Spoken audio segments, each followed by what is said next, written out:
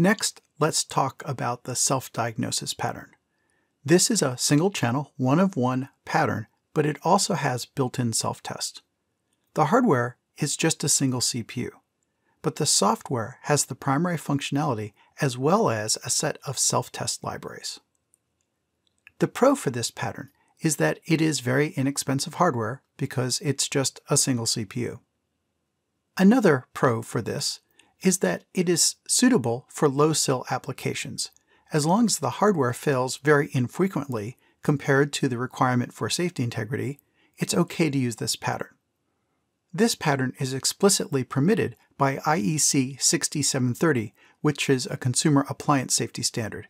And, in fact, many vendors have self-test libraries specifically intended to be used in that application. As a hint, even if you're not using 6730, those self-test libraries can come in handy. The cons for this system are that, as we saw in the previous pattern, all the software has to be promoted to the highest SIL in the system.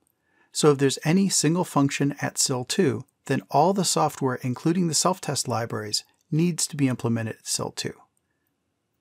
Another problem with this architecture pattern is that it's only suitable for low criticality, so it's only good for non-life critical SIL 1 or SIL 2 applications.